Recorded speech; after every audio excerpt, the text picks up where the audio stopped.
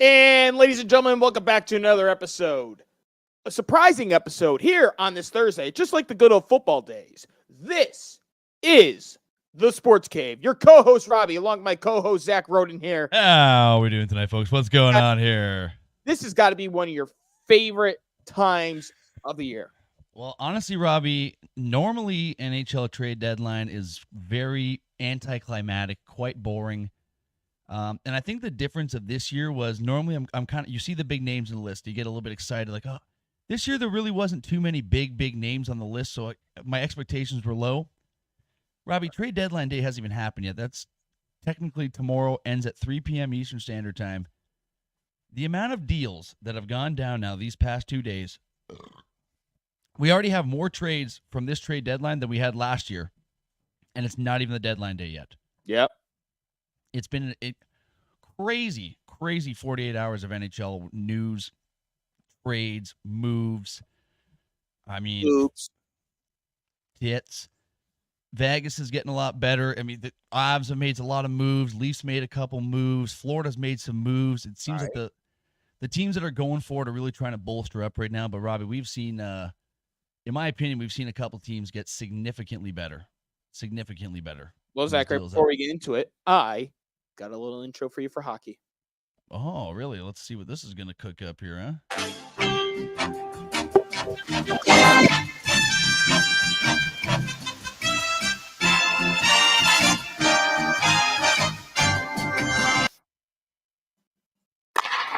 Donald Cherry, Hockey Night in Canada. That's where that one came from right there. And that was when that show just went down the drain. When they fired Don Cherry for saying "you people" when he was talking about immigrants live on television, which realistically, what he said, I know he used the term "you people," but what he said was not wrong at all. I mean, he's fucking 85 years old.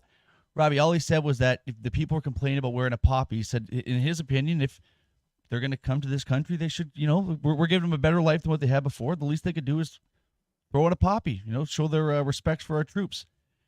And we got to remember, this guy's like 90 years old. Look at the fucking era he grew up at, okay? To be honest with you, that was probably worded the best possible way he could have actually worded it. So, yeah, starting off a little bit of politics here. But, folks, I'm staying away from that one. I'm going to just get this off my chest. I love everyone. I love immigrants, love Canadians born here. Love you guys coming to this country, so don't take what I just said the wrong way, okay? I was just backing up my boy Don, all right? But Robbie, I don't think we should be beating around the bush too much anymore because we literally have an onslaught to talk about here. We go away from doing Thursdays due to the fact that normally after football kind of just like slows down. But I'll tell you what, Zachary, we got ourselves a dandy of an episode today. Got that right. Where the hell's my phone? I got to pull the old noties up here. Got to pull the old notes. So obviously, folks, we are going to be starting off this show with some hockey talk here between me and Robbie. That's why Robbie's got that wonderful Austin Matthews custom home and away jersey right there. I don't think it's Matthews in the back. Well, it's 34, so who the hell is it? I think it might be Clark. Let's see. You tell me. Poke pants. Oh, it's Robbie Clark. Yeah, I thought you were going to say Wendell Clark for a second. I was like, well, that is just wrong. That's just wrong. Nope. This was a special little long sleeve kind of jersey thing from my father for Christmas. Shout out Bob. It's Clark. It's like that thing at GameStop with the tranny. It was. Excuse me. It is Bam. Yeah, it is Bam. You want to see a man? I'll take you and show you one in the parking lot. Meanwhile, there's a 6'7" fucking full dude wearing heels. Please tell me it's on here. Let's see. Excuse me, it's ma'am. It is ma'am. Do you know where that happened, Robbie? That happened in Toronto at a GameStop. Shut up. Yeah. Shut up. Yeah. Wow, that's fucking hilarious. It is ma'am. God damn. Some crazy. Excuse me, it's ma'am. It is ma'am. I think that one of my favorite ones I've ever seen in my entire life was this transvestite at a gas station. And the guy goes, it's like a clerk's there just unloading his delivery. And the guy goes, "Hey, man, don't you think she looks like Beyonce?" And he just takes a look at her. He's like, "Not Beyonce. You look unique."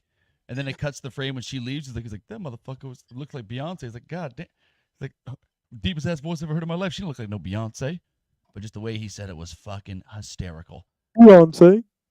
But Mr. Robert, we have a fucking boatload of NHL trades to go over here. I'm just going through the list right now. No problem. In the meantime, Zachary, I'm going to start off by opening a beer.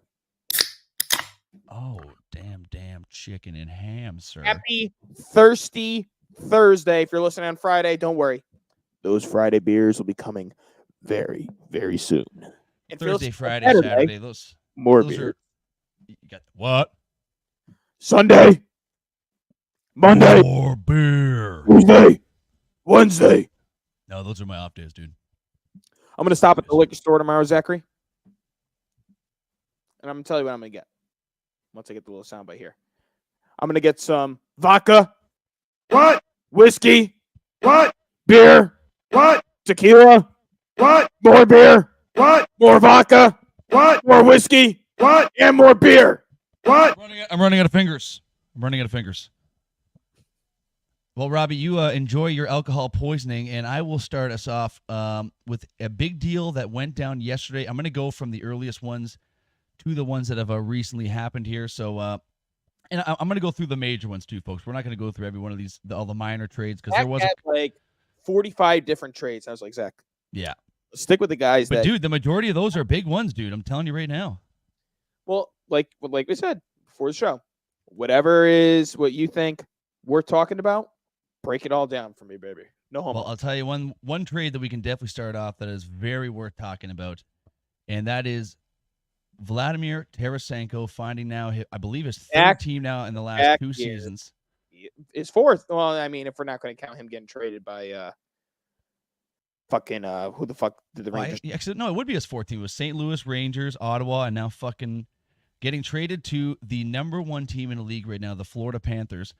And you're thinking, Tarasenko, a all-star back in his prime, obviously not really in his prime anymore, but still a good player.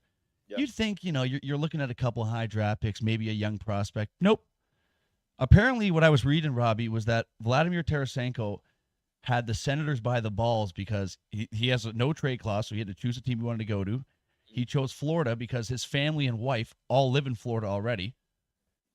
So basically, Florida knew that they didn't have to throw too much to get him, and they get him for a 2024 fourth-round pick and a 2025 third-round pick. So what you mean to tell me is that your brother's stepdad hired a bunch of pussies at general manager?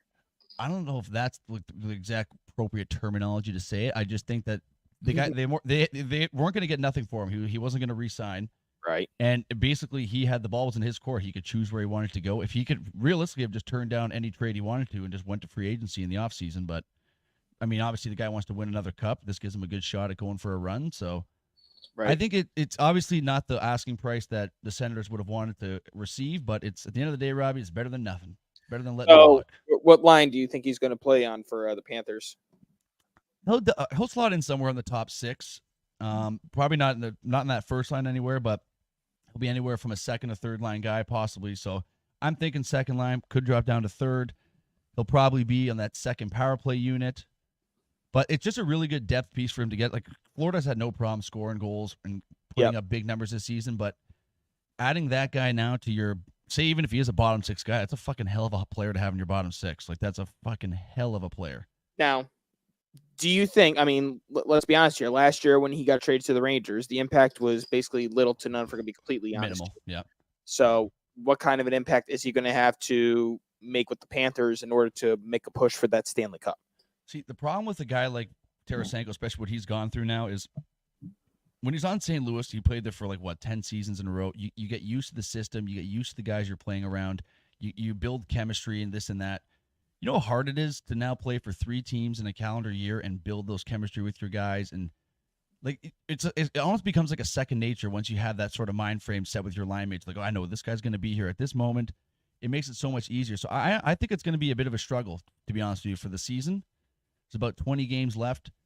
But it's a good time to get him in now because you got to go through the speed bumps now with them. I mean, you guys are locked in pretty much for a playoff, 100% locked into a playoff spot. Yeah, they are. Looking like you're going to be the first place in the league. Enjoy. Not even just the East. So enjoy the trophy. Exactly. Well, it's good also get the guy through his bumps, and then hopefully by playoff time he gets a little bit more confidence, and we see a firecracker Vlad Tarasenko. Last question I got about Mr. Tarasenko. Why the Senators in free agency? Was it for something like this, you think, or honestly, dude, I think brought into the Senators once I don't know. In? I'm just speaking completely out of my ass on this one. I think the Senators might have been one of the only teams that was offering him a contract. Well, I remember the Rangers weren't interested in bringing Tarasenko back, and for Patrick Kane, it was going to have to be at the right price. Yeah, Tarasenko, I think wanted $5-something million. The Senators were one of the only teams that had that sort of cap space. And if you remember at the beginning of this season, the capital in the Senators was kind of high. They were one of those gritty teams that people were kind of expecting to maybe be fighting for a playoff spot. And now you're looking, obviously, it's gone completely a 180 for him this season. So I don't know. I think maybe he saw a bit of a future there. New owner, it's maybe he just it piqued his interest. But I also think it could have been a bit of a stale market for Mr. Tarasenko last year. You also have to remember, too, the last couple seasons in St. Louis, he was kind of a fucking asshole. Refusing to play games, going at it with the management and the trainers and shit at St. Louis. So you got to take that into consideration, too. Right. Well, Robbie, we have a lot of trades to talk about, so I will move on. Right after that, the Colorado Avalanche making the first out of their four moves, possibly 5 moves, over the last 48 hours. They bring in defenseman Sean Walker from the Philadelphia Flyers, who has been one of the top trade baits all season long. His name's been popping up everywhere, as well as a 2026 fifth-round pick for center Ryan Johansson, who was a great player back in his prime, past his prime now, but still a great depth role player, and a conditional 2025 first-round pick. So one thing I was a little bit confused, Rob, when I saw this trade, because I'm like, Colorado bringing in a defenseman. Why would they do that? They have so many good defensemen. And then about a half an hour later, Robbie, Colorado sends Bowen Byram, one of their young, promising stud defensemen, to the Buffalo Sabres in a one-for-one trade for centerman Casey Middlestat. So the trade for Sean Walker made a little bit more sense after that. You clear up another spot for the defenseman. Bowen Byram had such a fucking high ceiling coming in. He's dealt with so many concussion problems. If he's able to stay healthy, then this is a steal job for the Buffalo Sabres. But it's a big if. It's a big if, Robbie. And Casey Middlestat. I mean, go. He brings a little. He's got about 50 points I think this year for the Sabres. So he's probably on pace to get somewhere 65, maybe 70 points this season. So he's a great addition. But it's another guy do the Avs really need him? I know you got no Landeskog right now. They're dealing with injuries through their lineup, but they have no problem scoring goals. So I was a little bit confused by this one, but hey, they know more than I do. Of course they do. They've won the Stanley Cup. Of course they do. Mm-hmm. Next big trade to report, Robbie, and this one I was a little bit pissed off with because Mark Stone for the Vegas Golden Knights goes down, and it's deja vu of last year, Robbie. It is the LTIR cheat hack that every single team that wins a Stanley Cup does, where their big name contract guy gets injured with 20 to 15 games left of the season. They put him on LTIR, so his salary cap is now off the books. Right. There's an additional $8.5 to $10 million to spend. Boom, you sign these guys. Playoff comes around. Oh, my God, look who's healthy. LTIR guy, come on back on the team. Your salary cap doesn't count anymore. Playoffs. Right. So Vegas Golden Knights put Mark Stone on LTIR, free up about $10 million of cap space, and they make a big splash, furring up their D core, which was already solid. In my opinion, this should have been the number one name in the trade bait list behind Jake Gensel. I didn't really think Jake Gensel was going to be on the list, but apparently he's being shopped. This is defenseman Noah Hannafin from the Calgary Flames. He has been moved to the Vegas Golden Knights for defenseman Danil Miromanov. He's like I guess fifth to sixth defenseman on a team. Nothing really too special. 2025 first round pick and a 2025 third round pick. I mean, that's a big move for Vegas right there, Robbie. That is a big move for him. Well, they desperately need to see how right now they're in the wild card after winning the Stanley Cup. Now they're in the wild card slot. That's also because their division's fucking just ridiculously good too. This year it is, yeah. But honestly, like that's if I'm in the West right now and I'm seeing that, I'm gonna be pretty fucking terrified if I have to face Vegas in the playoffs with you got fucking Shea Theodore, Alex Pietrangelo, who St. Louis let him go thinking he was gonna be past his prime. He's playing better than he ever did in his entire life now with Vegas. I mean, they're so stacked from fucking top to bottom. It's ridiculous. This one's not really a major trade, Robbie, but it's a small move that our Toronto Maple Leafs made today that I actually kind of like. I do not mind it whatsoever. We got ex Stanley Cup winning from the St. Louis Blues team, Joel Edmondson, from the Washington Capitals for a 2024 third round pick and a 2025 fifth round pick. Edmondson's not going to be a point guy. He's not going to turn heads with his play out there, but he's a solid, mean, tough defender. And we're going to be honest, Robbie, that's exactly what the Leafs need right now. We have what they need for the last couple of years is defense and a goaltender. And if you can at least lock up the defense with the shit goaltender, like hey, the goaltending's been not a problem the last couple of years, so it's not been a problem. Samsonov still worries me. So, but let's be honest, Zachary, since you made me become a fan of the Toronto Maple Leafs, the goaltending has been atrocious. Robbie, let me tell you something right now, but it's been like that for fucking years before you became a fan of them too, pal. Years. Absolute years. Oh, I actually missed a big trade from yesterday as well too, so I'll go back and do that one here. What I'm going to do, Zach, is I'm going to look up trade rumors as you're breaking down the actual trade going on. I'll ask you what you think about it. Like Can you do me a favor, Robbie? Search up Jake Gensel trade rumors. I've been seeing so much circulating about that. I've seen him with the Rangers, right? I've seen with the Rangers. I've seen a lot with Vancouver. So what I've seen with Vancouver, Robbie, they just got from Calgary Elias Lindholm, who's a great player. They got maybe for Jake Gensel. Pardon? Jake Gensel, Guentzel. Yeah. He has been traded. No way. To who? Jake Gensel, per The Athletic, has been traded to the piece of shit Carolina Hurricanes. Wow. That's breaking news, folks. That is breaking fucking news. I saw things with the Rangers that I was going to take Kakko, a first rounder, and I believe something else. So maybe they weren't willing to give up either Kakko or the first rounder. My guess probably the first rounder. Oh, no, I'm seeing as of 1 minute ago there will be traded to Pittsburgh as part of the deal for Jake Gensel. So once I get the full details, Zachary, I will let you know. I'm seeing here that they're extremely, I don't know if it's fully gone through yet, but it's extremely close to a deal revolving Gensel and Michael Bunting would be the main return back for Pittsburgh. So Pittsburgh just gave up. They just gave up this year. That's fantastic. Yeah, they're trading for that defenseman out of San Jose. I remember you really excited about that move. Why, that did not turn out good at all for us. What Crosby's been fucking killing it this year, but he's having one of the best. It's why I'm so angry right now, and I feel bad for Crosby too because they obviously have to consult him, saying, "Hey, buddy, we're going to be sellers at this deadline." And I mean, I'm a Pens fan. I love Crosby. I got the fucking guy tattooed on my arm for Christ's sakes. But he was pretty pissed off about the news saying that he's like, no, I want to compete. It's like, you know what? You guys don't have a playoff team this year. No. But good job, Kyle. Fuck, what the fuck's his name? Our former GM. Dubas. Yeah, Dubas, you fucking bitch.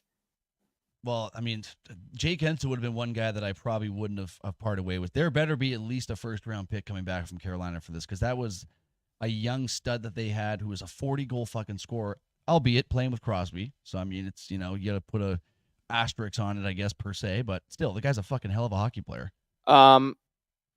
Gunsel's 52 total points and 22 goals were ranked second behind only Sebastian Aho on the Canes' current roster. I mean, Sebastian Aho is a fucking hell of a hockey player. Oh, okay, my bad. Yeah, Zach, I'll tell you what. Once I see what the full package is, I will let you know. But Jake Guentzel, Carolina Hurricanes. Wow, that is pure breaking. Like literally, that's so breaking news, Robbie. That when I looked at the score, it was posted 1 minute ago. But the trade that I missed as I was going through this list, Robbie, one of the last major trades so far of the trade deadline week, Edmonton Oilers making a splash, bringing in ex-New Jersey Devil, ex-Anaheim Duck, Adam Henrique, and defenseman. Oh, I thought it was defenseman Sam Carrick, center Sam Carrick, as well as a 2024 seventh-round pick in exchange for a 2024 first-round pick and a conditional 2025 fifth-round pick. And the Ducks are also retaining 50% of both Henrique and Carrick's cap hits. Mm-hmm. And then they're also sending a 2025 fourth-round pick to the Tampa Bay Lightning to retain an additional 25% of each of those contracts. So they end up getting two pretty solid players at 25% of what they're worth. Oilers are going to be a scary team, Robbie. My God. Is the defense of the goaltending going to let them down like it always does in the postseason? Well, as of right now, it's all coming together at the exact right time is what it's doing. It's got to carry into the playoffs, though, because a lot of times you see that happen in any sport with momentum with their defense, any team with their defense or whatever, goaltending or you get into that nitty-gritty. It's like, what the hell happened? Yeah. Still no update, Zachary, on what the package is, but a lot of people are anticipating that it's Michael Bunting and a first-round pick at minimum. That's what people are. That has to be the minimum for it. Has to be. That's a big trade for Carolina too. I bet you Carolina saw all these other teams making moves, and they're like, "Oh my God, we have to do something. We have got to do something." I see a lot of Rangers fans in here pretty excited that they didn't bring him in there. And you know what it probably is? It's probably PTSD of last year with Tarasenko and Patrick Kane. You know what I mean? The thing is, though, is Gensel, if I'm correct on this, I think the guy has term left on his contract. He's a player that you can play anywhere. Power play one. I don't think I'd put him center, but he can play left or right wing. Got a great shot, great hockey IQ. Like this is a good fucking player for teams to be bringing in here. That is a massive, massive deal. But Mr. Robbie, if you can believe it, that's pretty much all like the big trades. Right. There's plenty more minor trades that happen, guys, but we're not going to go through all these. We would literally be here till midnight tonight. All right. So while we're waiting for Jake Gensel, should I look up other NHL trade rumors? Yes, and while you're doing that, there is a little bit of news that I can go over. A couple guys got signed. We have a coach firing that we didn't go over on Monday. So while you're looking for that, I'll go over these guys quick. Sure.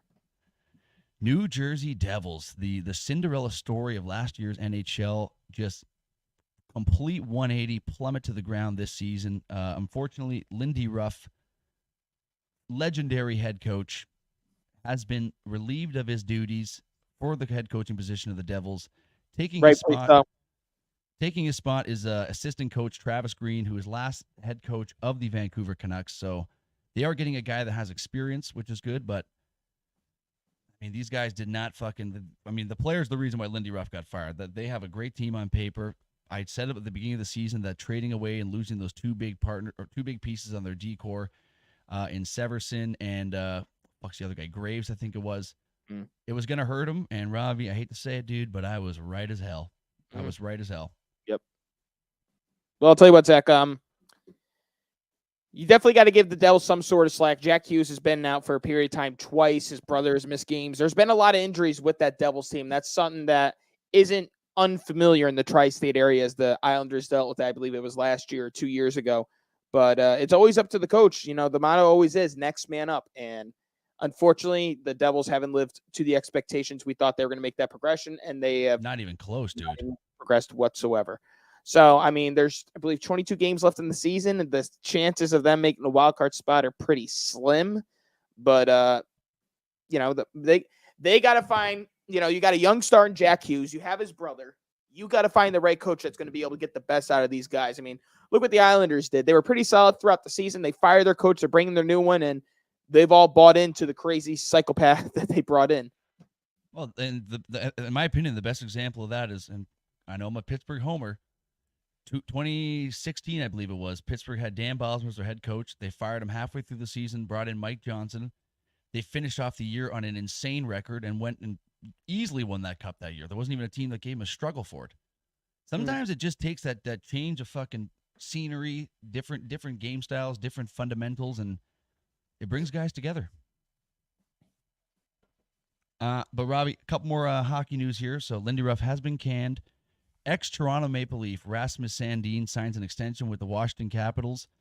Now, I know the people who listen to this podcast aren't necessarily hockey fans, so you might not think that this is a lot of money for a hockey player, especially if this guy's caliber to sign, but a 5-year, $23 million extension for the entire longevity of the 5 years for a guy like this guy's a 20-point guy, Robbie. And he's getting like 4.6 or 4 points up $1 million a year now? How the fuck does that make any sense? I don't know, Zachary. Hockey money doesn't make any fucking sense whatsoever, dude. You went over this. I don't know if you said on here or if we were talking about it off the air, but you went over this. Fucking, what's the cheapest team worth? Like $800 million or $900 million now, you said? I think the average is like 1.7 billion or something. And they're still like around the same salary as they were 10 years ago? They've gone up 20 million. Stevie boy, welcome, sir. Yeah. So Bob just wrote in the comments that the Gensel trade isn't finalized yet, which is what I saw as well too. And he's also included that both of them are playing tonight. So keep your eye on if I'm assuming Gensel probably won't be suiting up. He's probably scratched tonight. Also talking about the Devils, another guy that they have scratched tonight for trade rumors is newly acquired sniper for them. Why am I blanking on his fucking name right now? Tyler Toffoli. So keep your eye on that, folks. Also, for everyone listening here, I know probably about 3 months ago, me and Robbie said we were going to be doing our power rankings every couple weeks, and we did one version and just never did it again. So today is the return of the NHL power rankings, as well as later on the NBA power rankings. Oh, yes, baby. Are you ready? You want me to get right into it right now? Well, before you do that, so maybe these guys are all traded. Okay. We just talked about Jake Gunsel. He's probably traded. So according to The Athletic, these are the top 5 targets that they think should be traded at the trade deadline. Number 1 was Gunsel. Number 2, Frank Vetrano, the Ducks forward. Did he get traded? Not yet, and I don't know if he will get traded because he's having like a breakout season, so his price tag might be a lot higher than what he's probably worth. Yeah. So keep your eye on that. But he's unreal this year. He's sniping at like a fucking massive advantage to what he was last year. So. And you just talked about Tyler Toffoli, correct? Yeah. Yep. So that's their number 3. Number 4, from the Coyotes, Matt Dumba. That's who I want the Leafs to go for. Well, I mean, it's probably going to cost an arm and a leg. No, not really. He's old. He's a bit older now, but he's another guy how much is left on his remaining deal? He might be coming close to the end of his contract, but he's also mid-30s now. So whatever extension he's signing is probably going to be in the $2 to $3 million range, I'd guess. Yeah. The last one is Flames goaltender Jacob Markstrom. Yeah, the Flames, dude, they were. So I saw a stat today, Robbie. Yeah. The 2022 Flames team that made the playoffs now has, if I remember correctly, I think it was 3 forwards left on the roster from that team and 2 defensemen, as well as both goalies are still there. So within 2 years, the playoff roster Calgary Flames team is completely dismantled, and it really all started with Johnny Gaudreau, saying, I don't want to re-sign with these guys. I don't like it here. He leaves. Tkachuk follows suit, and it's just been downhill ever since for Calgary. Just brutal. Yeah, at that time, I remember you thought that it was a trade in their favor, if I'm not mistaken, correct? You thought Calgary fleeced the Panthers, correct? Oh, my God, for sure I did. I'm like, they're getting fucking Huberdeau and like a first-round pick for Tkachuk. Yep. But, yeah, that just goes to show you that I think I know what I'm talking about, but I have no goddamn clue, Robbie. Right there. Don't we all, dude? Don't we all? I mean, I was going through my my predictions for the standings in the East and West, and obviously we know I went overboard with the Nets. I had them at 5. I had the Spurs at 12. I had the Rockets in last, and the Rockets are fighting for a play-in spot right now. I had the Lakers at 5. They're fighting for keeping their spot in the play-in. Yeah. Let's just show you. We think we know what we're talking about, Robbie, and then we end up looking pretty stupid by the end of it. But hey, that's what it's all about right there, baby. That's what it's all about. If we were all if I was perfect, I'd be playing some fucking baseball in Tampa, Florida right now for the New York Yankees. But guess what? I'm a loser. I'm an asshole, and I suck. See, if I was perfect, I would just be smashing 10 out of 10 MILFs like Steve's Zach Wilson. Would you be smashing porn stars? Duh, dude. Duh. And you better do it quick because, I mean, it seems like these porn stars are dropping like fucking flies Yeah, I was lately, going dude. to My say goodness this. gracious. Every day another one's killing themselves. Yeah, unfortunately, there's another one right now. You Well, you can see it. all my favorite celebrities are going away. But, Robbie, power rankings. You want me to go first? You want to go first? Power rankings. Woo! Yeah, I'll let you go first. At my number 5 for the NHL power rankings, I have dead porn stars. That's Just a good kidding, spot. folks. I have, and I know I'm gonna get flack for this because I am a homer. I will agree to that 100%. But the way that this team has been playing the last 20 games of this season, they deserve to crack the top 5 of this list.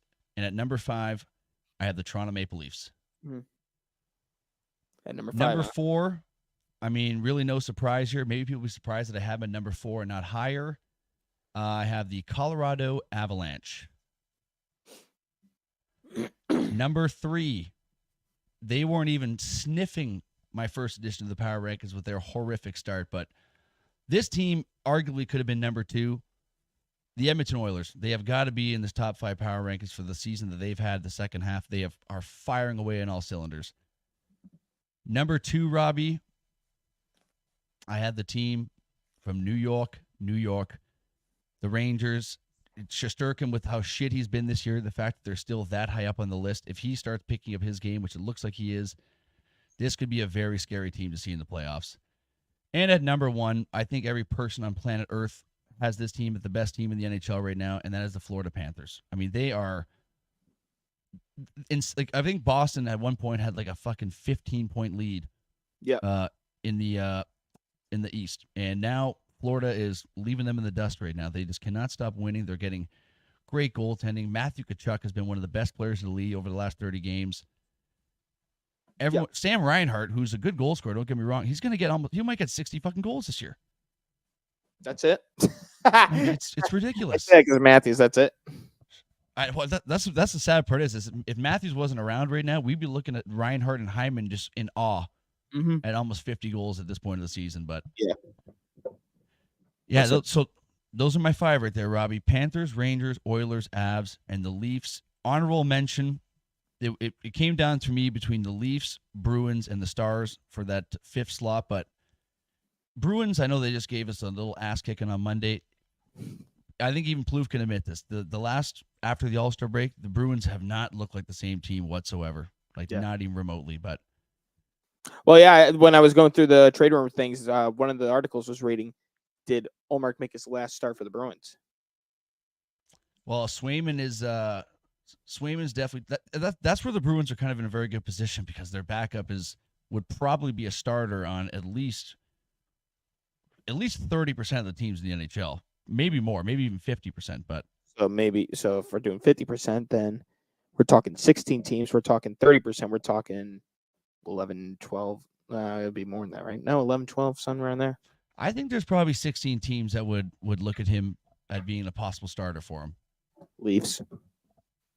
Yeah, with Wall, he'd be more like a 1A, 1B. But like if you're looking like fucking, like Buffalo could use him as a starter. Fucking, Arizona, Oilers. With the way, Stuart Skinner. I mean, he's playing well now, but who the fuck knows how that's going to continue. Mm-hmm.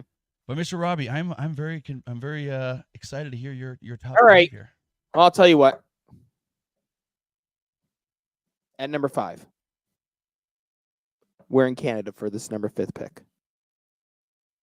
I'm going over Vancouver, and I'm picking the Canucks at number 5. Yes, Zachary, I understand that out of their last 10, they haven't had a winning record, but I mean, this team has dominated so much throughout the season, and I understand that we're just entering March, and there might be other teams qualified, but due to like the long-term success of the season for me is the reason why I put them at number 5. Edmonton trails them by 9 points for at least a tie, first place in the Pacific, as they hold the best points record-wise in the Pacific over the Stars by 2 points. So I got them at number 5. I gave them their respect. Number 4, we come to the US of A. And we go down to the Lady of Liberty with the New York Rangers. I got the Rangers at number 4. The Rangers, at one point, I think they won 7 or 8 games in a row. It was 10. So it was 10 games in a row. Like you said with Igor, if he's going to find his way back, but even if he doesn't find his way back, Jonathan Quick has been a significant upgrade for them in backup goalie, and whenever they need him to, really step it up when Igor was stepping down. I don't know what team he was rooting for, but he's from Connecticut, so I imagine that it's either the Rangers, the Bruins, or the Islanders. So if he's a Ranger boy, maybe this speaks into the reason why this guy's been so good, because he's living the dream of a little boy that once wished he could, and he is. Real quick, Robbie, I forgot to mention during the news, I don't know if I said it last episode or the episode before, but Jonathan Quick will be sticking around with the Rangers for at least one more year, signs a 1 year, I believe $2.5 million extension. So congratulations. Well deserved. I mean, this guy looked like he was on his way out when the Kings traded him away last year, and he was a backup. And once again, he's a backup, but dude. He was like a fucking 3rd or 4th string for Vegas last year. Yeah. Well, guess what? He got another trophy. So this guy is going to be A-OK. A-OK, I tell you. So number 4, I have the New York Rangers. Number 3, we're going to go back to your home state, your homeland, Zachary. I said home state, homeland. We're going to go to Canada. And number 3, I'm going with our Toronto Maple Leafs. Austin Matthews has been on an absolute tear, scoring goals left, right, and center. I think he's on pace for 73, 74. Let's just call it 75 and call it even, because this guy probably could get 75 the way he's slinging them pucks into the net.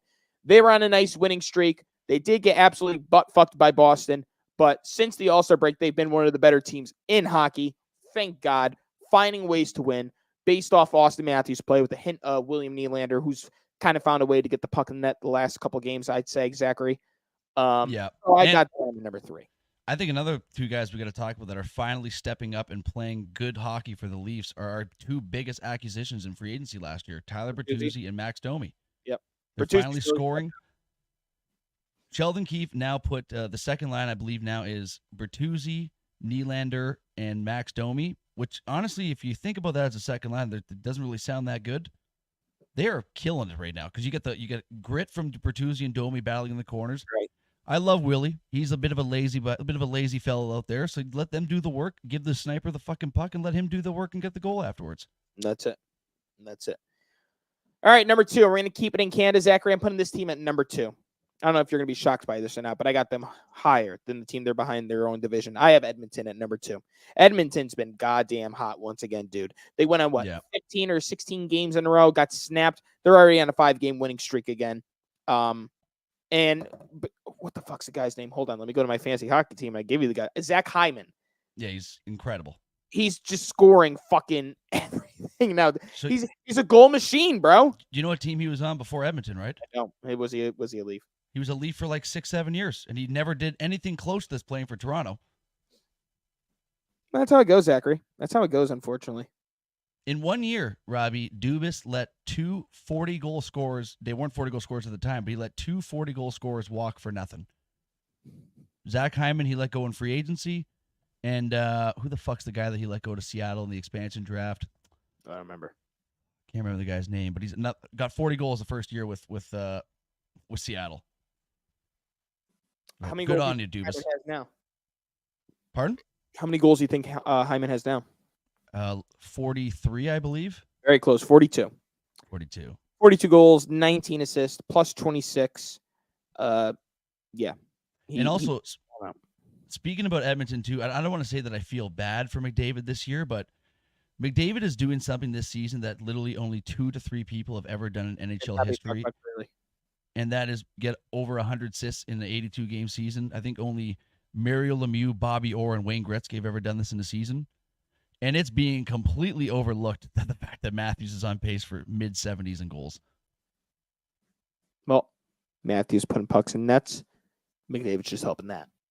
Well, and also assists, too. There's secondary assists. You know, it's impressive, but it's a lot harder to score goals in this league. Yes, agreed. All right, so that's my number 2. Zachary, number 1. It's like you said, there's no ifs, ands, or buts about it. It's the Florida Panthers. Everything that you listed. Our hottest team in hockey. Matthew Tkachuk has been absolutely amazing. Now they're bringing in Vladimir Tarasenko. I mean, who can stop this team? I mean, Vegas was able to stop him last year. Bobrovsky has actually been pretty decent in that recently, Zach. So Let's see if anybody could take down the Florida Panthers. I'm searching up Panthers line combos right now to see if they have the updated with Tarasenko in there. Okay, so they do have it updated, Robbie. As of now, Tarasenko is slotted in the first line, left wing with Barkov and Sam Reinhart. Mm-hmm. And then he is slotted as a right winger on the second power play unit. So he's gonna get some decent fucking playing time here. Well, I mean, you figure that. I mean, he's still got something in the tank, Zachary. We're talking about a guy that's won a Stanley Cup. So, this is a guy that has the experience. He's also probably had the, in my opinion, probably one of the greatest Stanley Cup victory stories in the history of fucking sports on that St. Louis Blues team. But Robbie, if you can believe it, bud, I'm not gonna lie. I thought we were gonna be going way longer for hockey. That is all the trade we deadline. We went 40 minutes. I think it's the longest we ever went on hockey. Yeah. And keep in mind, folks. Exactly. Would you like to hear this tweet really quick? Yes, sure. This is a Penguins fan. I thought this dude was supposed to be, quotes, the greatest GM ever when we got him. Trades Jake Gunsel, fan favorite, signs Tristan Jarry to a 5-year deal, overrated goalie, won't fire the coach, never won anything in Toronto. Sorry I said it. No, he's very right. And you know what? I feel bad for him too, Robbie, because when we first got Dubas, I had the exact same thought too. At the time, he was a phenom. He was like 30 years old. Someone that the Penguins are trading Jake Gunsel, so I blocked them on Twitter. My God. But I'm pretty surprised by that, to be honest with you. Fucking Kyle Dubas. Okay, we almost made him cry when I saw him at the Leaf game there. What's that? Said me and my boys almost made Kyle Dubas cry at that Leaf game I saw him at. Pussy. You should have made him. He's a bitch. So it's not exactly 100% official yet, but it's pretty much official. It's most likely going to happen, dude. Well, I'm seeing a possible return here that I hope is not. There's no way that's right. I'm not even going to read that out. That's definitely fake. Well, anyways, I guess we'll have an update on that for probably Monday's episode, folks, because it looks like it probably won't get finalized by tonight. We'll just have to wait and see what happens. We'll have that information for you on Monday, clearly. Well, Robert, what do you want to get into next year? If we're in the power rankings vibe, you want to just purr through some NBA? I think we should purr through some NBA. Well, Robbie, you're going to love this here. The first bit of NBA news I have on my list. Ben Simmons, done for the year. Now, Robbie, when I was going to ask this question earlier on Xbox and you wanted me to wait, this was not a question that I'm not trying to ask this question to get you worked up. This is a genuine question I would like to know the answer for. How many games did he play this year? What'd you say? How many games did he play this year? I think 15. Honestly, dude, I was going to say the over-under at 5, so that's a lot more than I thought. I think he played 15 games. Are you ready to admit that Ben Simmons is one of the biggest draft fails of all time? Yes. Robbie, I'm proud of you because I know that took a lot for you to suck back and say. I declare bankruptcy! You need help. You need serious help. Serious help. Like what happened to him, man? It's even when he was playing this year. I mean, obviously he wasn't throwing up massive numbers, but he was very productive. Like he was getting decent numbers across all stats. It's just, how is someone who has this much of the world's greatest doctors and trainers and all these people around him, how are you possibly injured this fucking much? Hey, pal. You just blowing from Stupid Town? You asking me? No, I'm asking Ben Simmons. Zach. I don't get it, dude. I don't fucking get it. Like, is he a fucking pussy? Yes. He has to be at this point. I mean, I understand you want to make sure your back's gonna be fine, but dude, at some point, what the fuck? I go into work Monday through Friday with a pretty fucked up back, and I'm getting paid fucking pesos compared to Wait, this jackass. Hold on, Robbie. You mean to tell me that your work doesn't offer rest days? No, Oh, me neither, or at least only to a limited amount. it's so brutal. These guys make millions and millions of dollars. And you know what? I'm feeling tight today. I'm going to take this game off. Zachary, before I talk about this. Yeah, I think you need this one, pal. I think you need this one. I do.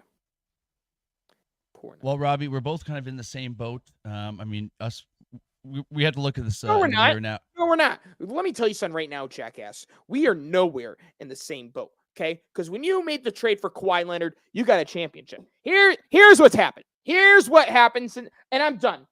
Fire Sean Marks. Fire the general manager. I saw a video today on Twitter, and I was like, holy shit. They're absolutely correct. They are absolutely correct. I was going to say, you I'm got not. All right, I'm going to sign into my Twitter account really quick. Give me a second, Zach. Because what this guy put out there is absolutely true. Everything that he said about Sean Marks is absolutely true. You always got to be wary of dudes with two first names. You always got to be wary of them. Okay, here we go. So this is off of First Things First with the dork Nick Wright, but thank God he wasn't the one. So I'm not going to load the fucking video in case of fucking copyright infringements, but here we go. This is what Anello John was talking about. This was Sean Marks. There is no logical path to how this team is run. Pessimist. Oh, what do you mean? Well, I believe in Sean Marks, bro. No. Are you serious? Well, look, I fancy myself a bit of an ideas man. Yeah. And if you don't have one great idea, you need to have a lot of ideas. So Sean Marks came in under the Prokhorov era, and he said, you know what? Came from the Spurs and said, you know what? We're going to build just like the Spurs. Yeah. Quality players that fit, committed to win. He's like, boom, new idea. New idea. Two superstars. Let's get rid of the quality guys that we had. Two superstars. Then he's like, okay. We got the right coach, Kenny Atkinson. Boom. Wrong idea. New idea. The new coach, it's going to be interim coach Jacques Vaughn. Nope. New idea. Steve Nash is going to be our coach. And instead of two superstars, we're going to have three superstars. Yeah. No. Time out, everybody. New idea. Just stay with me. Harden, gone. Ben Simmons, in. He's going to help us make a playoff run. Timeout. He actually needs a back surgery. Kyrie and KD want to be traded. We're not trading you. Now that I think about it, we will trade you. But we're going to stick with Steve Nash. We got to get Steve Nash out, get Jacques Vaughn back in. Get KD, get Dorian Finney-Smith. And we're going to rebuild. And like I was originally saying, we're going to be the Spurs. we're going to be the Spurs. Yeah. I mean, I hate to throw salt in your wound, Robbie, but he is pretty damn correct about that right there. Yeah. Oh, there it is. Yeah. That right there is a man who's in pain, folks.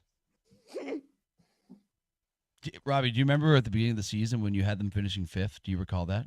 Fuck!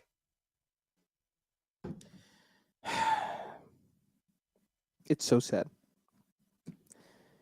It all went to shit when they traded for James Harden. And prior to that, actually, when they hired Steve Nash. This team was supposed to win championships. And the only championships they're winning is comedy bits for 2023, 2024. They are very good at being the punchline. That is very true. There's a reason why Spencer Dinwiddie got traded. Because him and Mikal Bridges shared the same vision. You know what that vision was?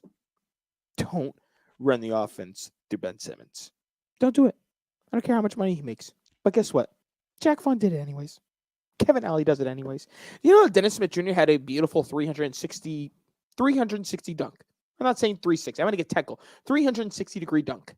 And Kevin Alley's like, well, you know, that's one of his signature moves, but I would like to see him just do a regular dunk in that instance right there due to the fact it's a close game. You need momentum! You need something to spark things! because also this team is bland and they suck. Fuck that hat. Fuck Oh, this no, team. guys. I can't. How much longer am I going to do this? I those had of the opportunity when I was a young child. I could have done my inner Steve Sabansky and swapped teams when I was 11 years old when Jason Kidd got traded to the Dallas Mavericks. I said, you know what? I'm not going to do it. I'm not going to do it because I'm a loyal person. And I'm going to stick with the Nets. And what's happened since Jason Kidd got traded, Zachary? They moved to Brooklyn. They bring in Darren Williams. They bring in Joe Johnson. And after that, they brought in Kevin Garnett. They brought in Paul Pierce. They brought in Karolinko. They brought in Jason Terry. What did that lead to? Failure. Just like my fucking life. A failure. And then, no draft picks. In comes Sean Marks. Whoa. Wow. This guy may actually be good. He has no lottery picks because they all belong to the Celtics that turn into Marcus Smart, Jaylen Brown, and Jason fucking Tatum. Do you know who Jason Tatum is? Do you know who Jaylen Brown are? They're all stars every goddamn fucking year. Very good basketball players. Very good basketball players. Not done. I'm not fucking done. They bring in Joe Harris, who was basically an afterthought in the NBA, made absolutely nothing out of his career in Cleveland, comes to Brooklyn, does well. Damari Carroll, all-star with Atlanta, goes to Toronto, does dog shit, comes to Brooklyn, does well. D'Angelo Russell, after exposing Nick Young, causing the divorce for Iggy Azalea, comes to Brooklyn, does well. They make the playoffs. They're the Spurs. Well, Kyrie talks to Kevin Durant at the All-Star game. Let's go to Brooklyn. All right, I'm going to come to Brooklyn with my friend Kyrie Irving. La, la, la, la, la, la, la, la, la, la. We get our first glimpse of Kyrie, Kevin Durant, Karis LeVert, and amongst others, and they looked great. But I have an idea. Let's trade Karis LeVert, Jared Allen, and the rest of our future for a fat fucking loser like James Harden who goes to strip clubs and eats fucking fast food all goddamn day. And what happens? Hamstring hurts. Kyrie snaps his ankle. Kevin Durant's toe's too big. We lose to the Bucks in 7 games. Then we get swept by the Celtics. Then we go on a crazy 18-2 game stretch. Kevin Durant gets hurt. Talks with Kyrie, reimburse again, once again, for contract negotiations. But under certain rules, will you get the full money that you want, Mr. Irving? I want out. All right, you know what? Fuck this guy. We'll get rid of Kyrie. Oh, Mr. Marks, yes. Did you know that by getting rid of Kyrie, you're going to make Kevin Durant's not going to play more games, right? Oh, we'll just trade him to. Who are you going to trade him to? Seems logical. We'll trade him to spin the wheel. Let's trade him to the Phoenix fucking Suns to bring in Mikal Bridges and Cam Johnson and their picks. That probably won't mean nothing if Devin Booker stays in Phoenix because they'll be a top contending team for years to come, and those picks won't mean dog shit. Mm-hmm. Yep. Mm-hmm. Yep. Sean Marks. Excuse me, Zachary. I think I could call this man still. Sean Marks. Phone number. I think Robbie thinks this is his real phone number. Imagine I've called him before. I've had it on LinkedIn. I found it before. That's how stupid this fucking idiot is. He's a GM of a team, and he has his LinkedIn phone. He has his phone on LinkedIn. I believe so, yes. What an absolute idiot. I've called him before. I've definitely called the offices before. I'm going to find that number, Zachary. But once you move on to the next topic, whatever it's going to be, I'm going to tell you what. I'm going to find the number. I'm going to leave a nasty voicemail again, and I'll tell you what, Zachary. My fandom for the Brooklyn Nets is officially questionable. Oh, wow. Well, Robbie, that is big news right there. And while you're looking for that, we do have a couple more tidbits of info to talk about in basketball. The biggest one to discuss right now, Minnesota Timberwolves, one of the top teams in the West, one of the top teams in the league this year, are going to have to go without one of their stars for at least the remainder of this season. I know where he lives. Oh, no. Jesus Christ. Put his address live on the air. Greenwich, Connecticut. Oh, you can pop in his house tomorrow. I got to pay $5.99 to see where this guy lives. Do I do it? Do I do it?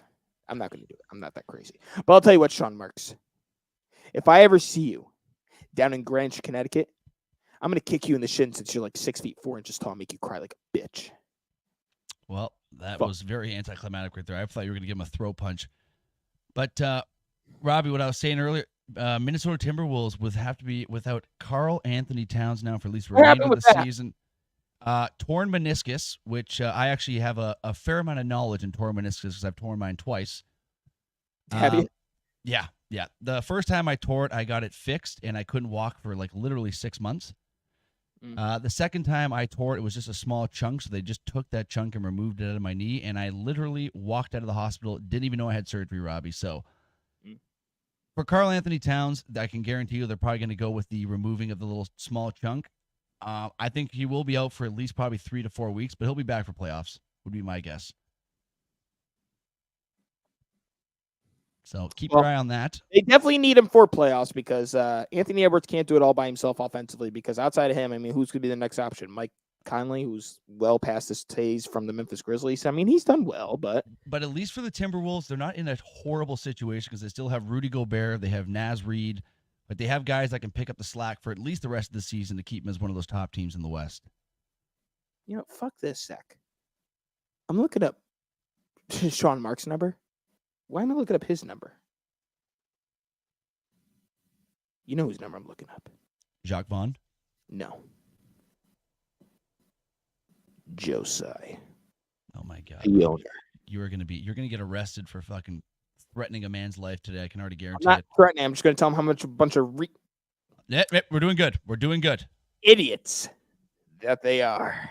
Well, while you're looking for that, Robbie, one thing I would like to talk about in basketball is, I mean, playoffs are slowly approaching here, and when they first introduced this play-in plan, I wasn't like a massive fan of it. I'm like, okay, I understand, sell a few more tickets, make it a little bit more of a storyline, but this year, Robbie, the play-in in the West, I think, is going to be ridiculous. Yeah. I mean, we have a chance of seeing Lakers, Suns, Mavericks, and the Warriors in the play-ins. Yeah. I mean, who the hell would have saw that coming? No one. I think I had the Timberwolves in my thing in like 9th or 10th, and they're the number 1 seed for how long? Because What? You just got so quiet there. well, I mean, I was readjusting myself. Oh, there you go. That's way better. I fixed my microphone level. I said I had Minnesota in like the 8th or 9th spot, and they're the best team in the NBA. This year has really been crazy because a lot of teams that we weren't expecting to do well are doing. They're over exceeding expectations. If we were down, yeah, I mean, if we were down to like the end of the season, it's like we have to make our awards. There's a lot of teams that are in contention for most improved. Well, if right off the bat, OKC, I think would get my fucking medal. No, I got a team that's more improved than OKC. Well, Robbie, if we're talking about good teams in the league, I think this is a good segue to get into our second edition of the NBA Power Rankings here. Second Power Rankings of the show following the NHL. Mm-hmm. I don't know if you're going to be surprised. You won't be surprised, I don't think, by the teams that I chose, but I wasn't looking at the standings, I went with the teams I found that I been did. playing hot. I did. Because I obviously looked at the standings, but like for instance, you want me to go first? Actually, you know what? You go first this one. I went first last time. You go first this one. Excuse me. Okay. My number 5 team has been my most improved team of the year so far. My number 5 team hasn't been this good since I was in high school. My number 5 team Can I guess? has over exceeded expectations. My number 5 team. Hold on. Can I guess? Yes. The Cavaliers. No. Damn it. No. All right, that was my guess. My number 5 team. Power rankings in the NBA. The Orlando Magic. The Orlando Magic is right now sitting 4th in the Eastern Conference. Plenty of time left. Just below them, half a game out, are the New York Knicks, who've been without Julius Randle, Giannonobe, and a bunch of others. Quinn Brunson getting hurt, but it looks like he's going to be okay. And right after them are the Miami Heat, only behind by a game. Philly's out by a game and a half. Obviously, the injury to Joel Embiid and Maxey missing some games, so it's kind of detrimental. But give them the credit where credit is due. Paulo Banchero in his second year has taken another step into his hopefully long, successful career in the NBA with Franz Wagner and Mo Wagner and Jalen Suggs. They're a relatively young team with not that much of a veteran presence. He's also taken a big step in his emotional game this season as well. We have to remember that as well too. Yeah, we're going to leave out the audio. But 11 games over 500. They are just absolutely balling out. I believe they are winners of their last 5 games. I think they have the highest winning streak in the NBA right now at 5. They do. So, yeah, congratulations to the Magic on a successful season. Let's just keep going. Let's see if you guys can climb up the power rankings. At number 4. Number 4 for me, I have the Denver Nuggets. Maybe it's a little bit low, Zachary. Maybe they should be a little bit higher, but I think the other teams I have listed above them are on quite a run, and this number 3 team was struggling for the longest time after firing their head coach, but they have bounced back in a big way under Doc Rivers. The Milwaukee Bucks are number 3 for me. And the fact that they found a way to win their last game without Giannis, with Bobby Portis putting up 28 points in 16. You have the Bucks at number 3. There is one team. Well, I'm very curious to see which team you left out of this top 5 here. Mm-hmm. The Bucks I have at number 3. Number 2.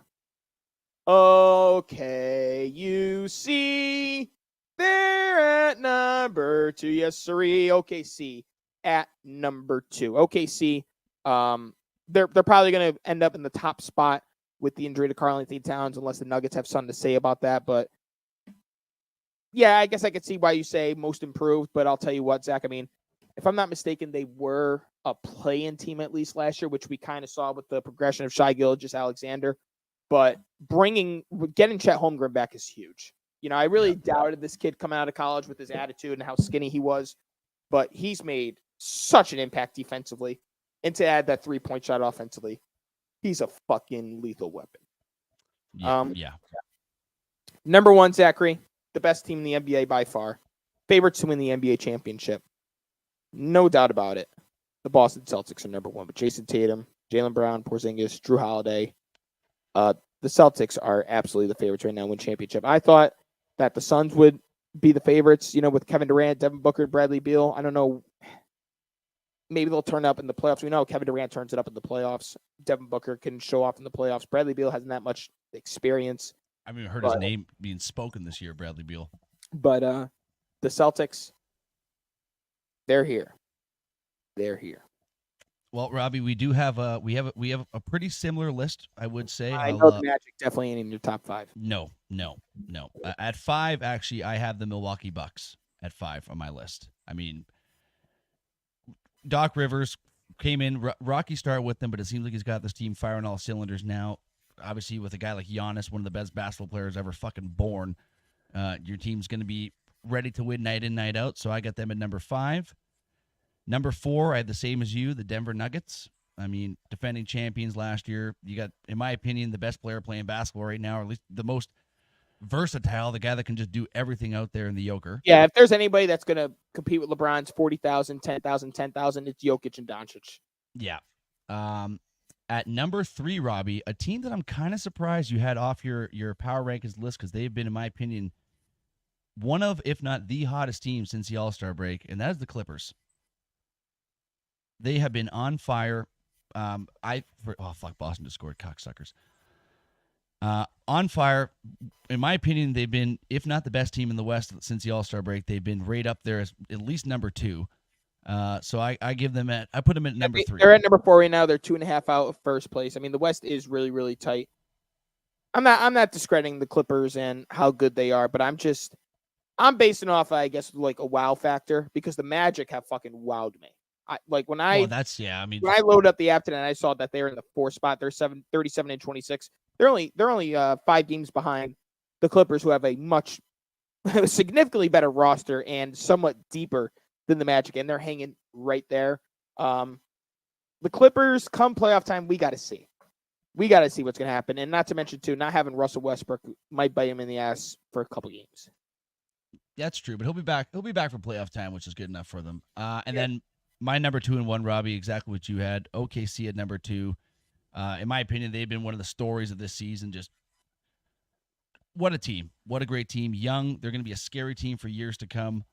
And then, as you said, at number 1, I mean, there's really no other team you can put at number one beside the Celtics. They are like probably 8 games ahead in first fucking place in the league. Like they are just by far the best season team anyways this season. But Oh, no. No. what? I'm sorry, I got to break this news. Don't know the severity, but it's worth noting. Anthony Edwards sprained his ankle 5 seconds into the game and limped back to the locker room. Ooh. And you know what? So the reason why I kept the Timberwolves off my list is because of the injury news of Karl Anthony Towns. Same. And this is could be detrimental. I mean, obviously they're still gonna be a playoff team, but if they don't get these guys back by playoffs, man, that is gonna be rough for the Minnesota Timberwolves. We're losing to the fucking Pistons. It's 21-8. Yeah. Brooklyn Nets, baby. But Mr. Robert, that is the latest edition of our NBA Power Rankings. Some surprising names in that list. Before we switch gears to another sport, we should go over a little bit of NCAA basketball news because you guys know we're UConn boys. We're Husky boys in here. Husky handsome men.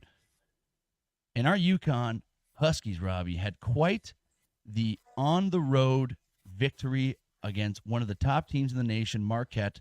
Second time we've beaten them this year. We mollywopped them the first time. Closer game this one, but they get the job done in Marquette on the road. Huge win for UConn, Robbie. I want to hear about it. I got to watch some of it due to the fact that I'm in the bowling league on Wednesdays and I suck. From what I heard is that at one point they were just absolutely dominating throughout the game. And then Tristan Newton started turning the ball over, which is something that really did scare me last year heading into the national championship. And they found a will and they found a way to win once again on the road against Marquette. It snaps their 19 consecutive losing streak against ranked opponents on the road. The last time they won a game, Zachary, could you think of the basketball player that was on their team? Kemba Walker. He played with Kemba, and he led the team to a national championship after Kemba. To be honest with you, Kemba's one of the only guys I know that went to Shabazz UConn. Napier. Oh, I would have never gotten that. I would have never You gotten don't know that. Shabazz Napier? I know Shabazz Napier. I just would have never gotten that he went to Connecticut. That would have. You could have given me 1,000 names. I would not land on Shabazz. Yeah, so that was the last time they won a game on the road against the ranked opponents with Shabazz. So it's a good monkey to get off your back. They have one more game left. They go on the road again to Providence on Saturday. Their chance of becoming a number one seed will be determined by. Bob said it's already locked in. Yeah, for the NCAA tournament, yes. But I'm talking finish up the season okay, AP top 25. If Kansas takes down Houston, that's probably their only chance of finishing the season as number one, unless they're going to finish as number two. But you could bet your fucking sweet assholes that I'm rooting for Kansas. Go Jayhawks. Now, also, I believe, let me just double check on this, Zachary. I want to make sure I have the right information. Good call. We're not a fake news pod, dude. Yes, we always report real stuff. Yes, we are.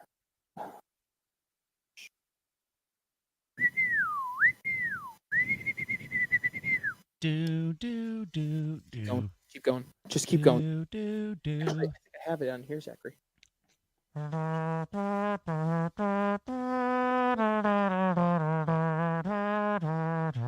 got it. You ready?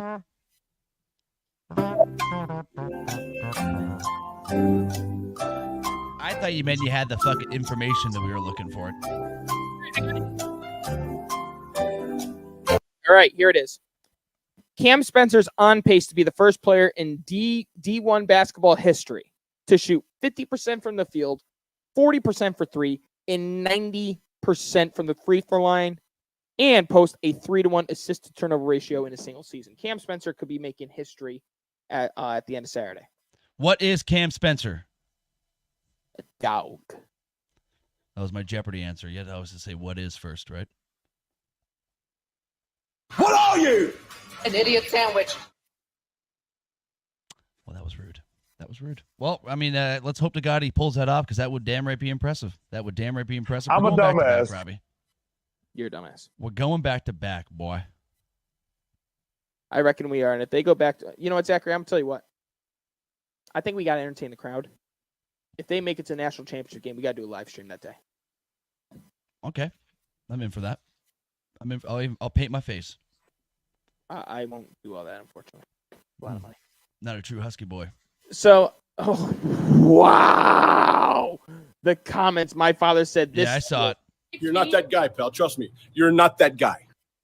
I saw Bob's comment there, I saw it, but I'm going to let it slide. All right, I'm going to let it slide. All right, Zachary. Well, Fuck you, that's what we Bob. got for the NCAA. Yeah.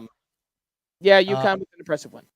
Let's we got some NFL news here too, Robbie. Some surprising moves, surprising cuts, I guess you could say, regarding the Buffalo Bills. And we'll get right into that here.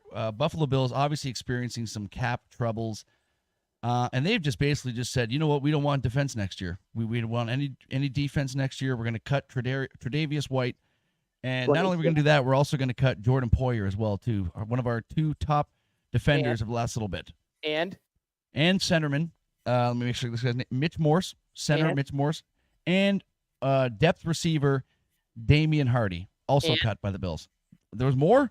Yeah, you missed Micah Hyde. Micah Hyde got cut too? Yeah, Micah Hyde got cut too. Oh, my goodness gracious. What the? I don't know if he got cut or he's a free agent, but they might not be bringing him back neither because this price tag's going to be very, very high. They have no secondary right now. They're fucking starting safety. Did you just say did you say his contract's going to be very high? Did not say that.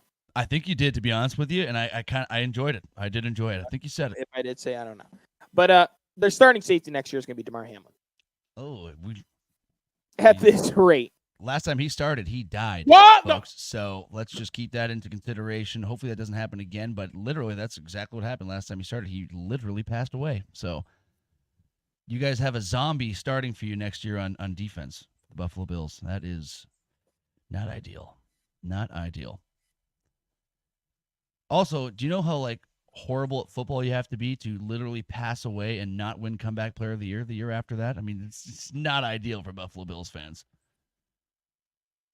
Fuck your life. Bing bang. So anyways, we'll just leave it at that. The Bills are fucked next year. The Bills are fucked next year. You're fucking insane. You're insane. Another one bites the dust. Not DeMar Hamlin, though. Another one bites the dust. Almost. Other football news. Oh. Washington Commanders bringing in some tight end help, signing Zach Ertz to a 1-year deal worth up to $5 million. Not really too sure who the quarterback for the Commanders will be going into next season. So none of us are. I think obviously they're going to be looking for an upgrade at that. But, I mean, you know what? Obviously, Ertz, way past his prime now, wants to finish off his career, make a few extra bucks. I don't really think this is a massive signing per se, but it's a name that we got to report. You know what I mean, Robbie? It's a name that we got to report. No, I agree. I mean, Zach Ertz is a veteran, and they moved on from Logan Thomas, so it makes sense, I guess, that they're going to bring in this guy. I don't know. Zach Ertz is probably just going to be like a veteran presence, essentially. Exactly. Washington makes no fucking sense with what they're doing, dude. Like, you had a solid defense, and once they traded Montez Sweat last year to the Bears, that's when we all knew, like, all right, this team's going to go down in flames. I think it was like honestly, 24 hours. I mean, the Commanders got to finish. They can't contend. You got to go 0-17. Seriously, you got to really, really refresh this roster. Get rid of fucking Terry McLaurin. Get rid of Dotson. Just get rid of any good player that you have. Keep Brian Robinson, though. I like Brian. He's got heart in him. I mean, he got shot and he played the same season. Damn right he did. But Robbie, more NFL news here. I was pretty surprised to see the amount of big names that received a franchise tag this season. Mm-hmm. It got me thinking. I saw that Pittman Jr. and Josh Allen of the Jacksonville Jaguars, not the quarterback in Buffalo. Right. They were the latest 2 to be added to the franchise taggees. And Robbie, I have a screenshot here that I would like to go through of the players that have been franchise tagged this season and what they're making. Starting off, T. Higgins, wide receiver for the Bengals. His tag value will be $21.8 million next year. Cornerback for the Kansas City Chiefs, L'Jarius Sneed, will be bringing in $19.8 million after being franchise tagged. Pardon? L'Jarius Sneed will probably end up getting traded, though. Make room for Chris Jones. Carolina Panthers linebacker Brian Burns. Also, never heard of this guy before, but he's making $24 million next year in a franchise tag, so obviously he's pretty goddamn good. Brian Burns? Yeah. He's the only thing good that Carolina's got right now. He's a fucking monster, bro. Well, they got him on the franchise tag. Antoine Winfield Jr. of the Buccaneers, safety, tagged at $17.1 million for next year. For the Baltimore Ravens, defensive tackle Justin Madabuik. Oh, that's a tongue twister right there. Madabuik is at $22.1 million on the tag. Josh Allen, linebacker of the Jacksonville Jaguars, at $24 million.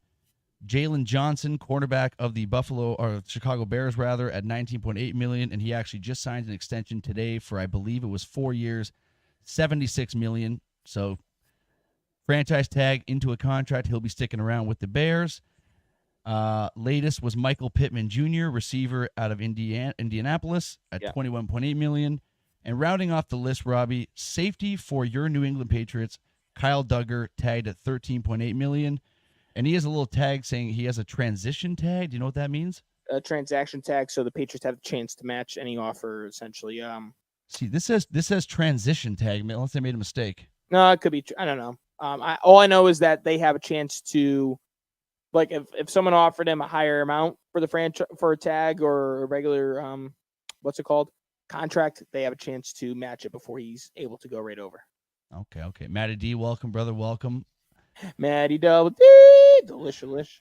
Another tight end, Robbie, who is signing not a deal with a new team, but an extension rather. Dalton Schultz, ex-Cowboy, sticking around in Houston with C.J. Stroud. Did you see him 3 shitting years. on the Cowboys? Schultz? Yeah, Schultz. I didn't, but I love it. I love it. He basically said he felt like he's in a zoo because when they're working out in the weightlifting room, there's fucking windows everywhere, so you can't have a peaceful workout because everybody's screaming, Dolan! You know, you can't. He didn't find any peace of being the Cowboys, and he loves being with the Texans. He finds peace. Well, it's also going from like a massive market to I feel like playing for the Cowboys is a lot like playing for the Leafs in the NHL. Like you're under media scrutiny fucking every second of every day. If you're playing good, you're the most loved guy in the city. If you're playing like shit, you're the most hated guy there. So those are very tough markets to play for, Robbie. No, I completely agree, but I mean, you could do better. I mean, look at the fucking practice field the Cowboys play on before the season starts. It looks like from the fucking longest yard, dude. Yeah, it's definitely not ideal. Robbie, last bit of news happened earlier on today for the Denver Broncos. They made splashes earlier this week by announcing they will be releasing Russell Wilson. Today, they actually released 4-time All-Pro safety Justin Simmons after 8 years with the team. What's Denver doing here? I guess they're freeing up all the. It's like, what's going on? They don't know. I truly believe they don't know what the fuck they're doing. They bought in all on Russell Wilson. They're giving up to him after his first year with Sean Payton. I don't know what Sean Payton's plan is, but it better be effective immediately because time's running out. You now have like $84 million of dead cap space too for the next couple of years with him. So in the 21st century, I mean, their only successful quarterback's been Peyton Manning. I mean, if you want to give Jay Cutler the nod, you can. Tim Tebow had a miraculous run every fourth quarter, and that Tim Tebow was absolutely nothing. Russell Wilson was a failure due to the fact that Nathaniel Hackett was his coach, and then he started to look like he was turning around the right way with Sean Payton at some points of the season after they gave up 70 points. I still believe in Russell Wilson, Zach. Like, I would like for the Patriots to sign Russell Wilson. How can you not believe in this guy? Yeah, I saw that the Steelers are interested. Yeah, how I saw that can rumor you just today. give up on this guy? How? It doesn't make any sense to me. Like, we're talking about a guy that's led a team to a Super Bowl, almost 2 Super Bowls. I mean, we're talking about a guy that's fucking, at least for the last decade, has been one of the top quarterbacks in the league. Yeah. Sure, he's getting older. Sure, he's lost a bit of a step, but he did prove there was signs of greatness last year. And look at fucking Joe Flacco. All right, you give a guy a chance with a new team and a new fundamentals, new format, and sometimes they fucking strive. Yeah, no, I agree. I don't know. I mean, the other thing I saw with Steelers too is that they're very adamant on going with Kenny Pickett over any other quarterback. Like the talks. What is going on, dude? Like, I don't get it. I don't get it. Dude. The amount of quarterbacks that are available in this free agency, and you're looking and going, you know what? I want Kenny Pickett. I want to ride this guy who has done fucking zero since he started his NFL career. Yeah, I agree. And he has a talented fucking offense around him. one of the most talented offenses. I mean, around. it's like, I don't know. That's a stupid decision on my part, but that also could be, I mean, realistically, if they get Russell Wilson, Kenny Pickett is not the starting quarterback going into next season. No, no chance in hell. But Robert, that believe wraps up the NFL news. Unless you had something else to throw in there. Not really. I mean, I think free agency signing officially starts March 13th. Although we'll have the rumors out of like players that are signing. Like I saw one that the Patriots are signing a former Steelers starting tackle, which is good because we need to bolster up the offensive line. But yeah, we'll just wait and see what happens. I mean, I think it's gonna be a very eventful offseason. Zach, I'm thinking about doing a live stream because we have the number 3 pick of the NFL draft, which is on a Thursday. We'll see if that interrupts with slow pitch softball. Yep. Well, if I don't have a game, I'll join you for that live stream because I would love to watch you cry Yeah, live. we both play Thursdays, don't we? Yes, we do. Yes, we do. Can't do a Thursday stream anyways once the season rolls around. But Mr. Robert, that is Let me it. tell you for something, Zachary. Oh, I'm hitting singles, doubles, triples, dingers. I'm hitting singles. That's it. Maybe a double here and there. No dingers, no triples.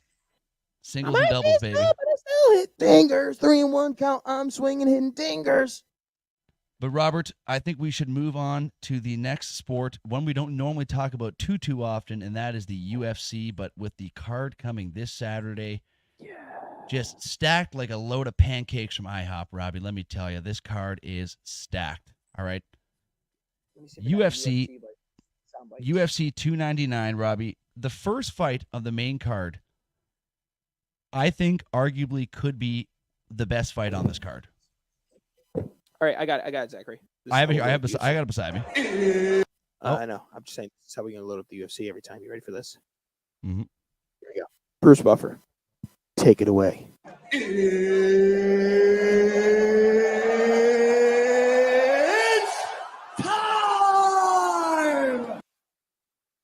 It is time indeed, folks. Starting off the main card for UFC 299, Peter Yan against Yadong Song.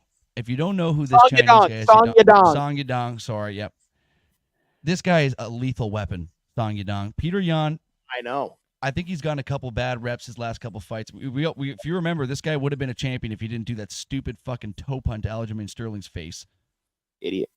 So this could be a big win for him to come back in and put himself in that contention to maybe win a couple more fights, win a title, or at least compete for a title. But he's going to have his hands full here, Robbie. He is going to have his hands full. He's coming in now. I'll tell you what, I'll be watching the prelims. They got that Pereira guy that does all the flips and shit in the octagon. He's in the early prelims. Emperor, oh yeah. And then they got finished on the prelims, Curtis Blaze versus Almeida, Blaze. too. That should be a pretty good fight. Yeah, they got Pedro Munoz as well. But this Peter Yan Yadong Song fight, or Song Yadong, it's getting me excited. And it's very close for the... Yes, song. You said yes, song. Song Yadong. Song Yadong. But the odds are very close, Robbie. Peter Yan's at a minus 125. Song is at plus 105, so almost a pick 'em there. I would be leaning more towards Peter Yan. Now, Zach, for me to pick fights for winners because a lot of the guys that were dominating are kind of falling off a bit. So Song Yadong, I was big on him when he was like main eventing the fight nights because this dude was fucking lethal. But when he faces the tough competition, it's kind of like he fades away. So when I don't know if he's gonna be able to take down Peter Yan. I'm probably gonna go with Peter Yan in this fight. I'm gonna go Yan as well too, but it's gonna be a good battle. Yeah. It's gonna be a good battle. The next fight here, I don't know too much about the guy that's the favorite, Robbie. To be honest with you, Australian Della Maddalena goes up against Gilbert Burns for a welterweight battle. Burns comes in at plus 150. Maddalena is a minus 180. I know Burns, the guy throws shots. In my opinion, he had fucking Hamza Shemaev almost knocked out a few times when he fought him a couple years ago. So just for my lack of knowledge of the other guy, I'm going with the Brazilian Gilberto Burns. I've always been a fan haymaker. of Gilbert Burns. I'm going with Gilbert Burns as well. I've always been a fan of him. Robbie, this next fight here. This is arguably the biggest fight. But if you're an MMA fan, you know exactly who this guy is. If you're a UFC fan, maybe you don't know too much about MVP Michael Venom Page. This is a guy that's fought in Bellator and all those other leagues around the world for years. He's been so dominant, has some of the craziest viral knockouts in MMA history. Search it up after this podcast. Yep, this guy goes right there with Michael Chandler for probably the most dominant fighters in Bellator. Him and Michael Chandler are running through Bellator like it was fucking nothing. This guy, I love Kevin Holland, and I love how he could talk the smack. I see that Kevin Holland's the favorite here. I'm going with Venom Page. I'm taking Kevin Holland for the reason is Venom Page is past his prime now. He's older. He's never fought UFC, and I don't care what people say. UFC is that is the cream, the top notch. That's the best fighters in the world fighting UFC. Obviously, Bellator has great fighters too. One has great fighters too, but the greatest fighters on earth are fighting in the UFC. Well, let me tell you something. At the end of the day, maybe UFC has the more talent, but Bellator always had the guys that were more hungry and something to prove. So you never knew what was coming at you in Bellator. In the UFC, we've seen a good amount of Kevin Holland. He's not any sort of wrestler. He's not much of a submission type of guy. Michael Venom Page, if it's a stand and bang between these two, I'm going with Venom Page all day. I think I'm going to side with Holland in this one, Robbie. I want to see what Venom Page does in a UFC octagon against UFC talent. I could very well see him mopping the floor with him, but I'm going to ride with Holland. Yeah. This next fight, Robbie, I love Dustin Poirier. Great fighter, and I think he is getting ran through the mud.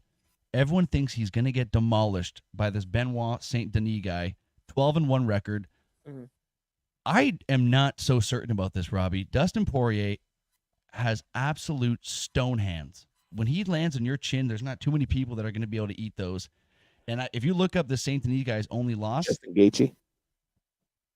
Exactly, but it's the Saint Denis. His only loss, he got absolutely mollywopped, like just stand-up fight, getting rocked left, right, and center. Poirier comes in at a plus 180 underdog. I'm taking Dustin Poirier 10 times out of 10 in this one, Robbie. I'm going with Saint Denis. And that leads us right there, Robbie, into the main event, the rematch. Sugar Sean O'Malley trying to avenge his only loss to Cheeto Marlon Vera. The loss, I guess you can put an asterisk on it because I think he did break his foot or something in the fight, so they had to call like an injury stoppage on it. But, Robbie, if you look back at the clips of that fight, Cheeto Vera was beating the fucking piss out of Sugar Sean O'Malley. And in fairness, Sean O'Malley's really progressed as a fighter since that fight. I agree, too. You know who else has really progressed as a fighter since that fight? Cheeto Vera. He comes in at a plus 225 underdog, and if you want to make some good money on this, Robbie, I would put the co-main and the main event, both underdogs, Dustin Poirier, Cheeto Vera. I'd throw a little wager on that because I think Cheeto Vera has taken over this division come Saturday night. I think Vera's winning this fight as well. If I'm not mistaken, Vera's an all-around fighter. He's not just a striker. And although we've seen in the past where O'Malley's faced off against those type of guys, but his punching power and his reach advantage normally plays into a factor. I just think that at some point this run for O'Malley's going to end. Well, to be honest with you, Robbie, he's gotten very lucky on this run. Like when he fought Peter Yan, I think Peter Yan possibly won that fight. Yeah. The Aljamain Sterling, obviously, he knocked him out cold, but he was losing that first round. He did not win that first round in that fight, but the guy has pure knockout ability, and as you said, his reach is so much longer than anyone else he's fighting against. It's such an advantage for him, but Cheeto Vera it just seems to me like these Mexican fighters, dude, are so fucking tough. I think he's Ecuadorian.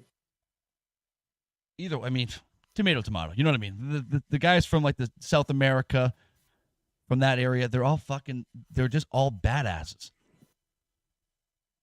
Yeah, yes, they are. And he is Ecuadorian. You are correct about that. It's fucking Ecuadorian, Mexican. Zach! It's like Zach! it's like Japanese and Chinese. They're kind of the same thing. No, Zach. No, that's enough out of you. That's enough. Okay, I'm sorry. You're done. I'm in control here, bitch. Don't worry. Well, in good news, Robbie, that wraps up our UFC preview for this Saturday night, 10 p.m. Eastern Standard Time, folks. It's going down. This fight card, I'm excited for 299, more so almost than UFC 300. Well, we do have two good cards to end off up to 300. Yeah, you're giving me the finger here. Okay, what's going on, huh? I don't think he's going to answer because he's probably teaching class. But you talk about bringing on Mike, right? I'm going to ask him. I'm going to extend an invite towards him. Send the invite right now to Parker Porter. Yeah, we got to get Parker on. He tell him he owes us because he told us he told us. He said I'm coming on. He never completed that promise. I'm going to tell him, be like, it could repay for when we didn't get to see each other at the MMA event. Tell him he needs the Sports Cave bump too. You know, That's fair. if he comes on this pod, he's going to get that dub next fight. All right, we'll see what happens. But Robbie, that is it for the UFC. We do have a little bit more to talk about in again sports we don't normally talk about on the Sports Cave podcast. But this is one of my favorite tournaments of the year, dude. Oh, okay, you know what? I was going to go with the other one first, but we'll do this one as No. well. No. Let's go to the route you were going with. Okay, I was going to say we're going to talk a little bit about boxing here, folks. All right. Yeah. America's favorite boxer, Jake Paul. You know, obviously one of the greatest of all time, of course, fighting just pure competitive, top of the line boxers, has announced his next fight, guys, and he is fighting a 57-year-old Iron Mike Tyson come July 20th. Now, you know, Robbie, I'm going to say this. I mean, I've seen the clips. Mike Tyson looks like he's in incredible shape. Obviously, the guy's knows what the hell he's doing in a boxing ring. But, Robbie, he's 57 years old. You know? Yep. Bob, I'm not going to say I disagree with you saying Tyson is going to kill him, but we also got to look at the stamina. Like, at 57 years old, is Tyson going to be able to hang in there for – if Jake Paul survives the first couple rounds and Tyson tires himself out, then there's the fight right there.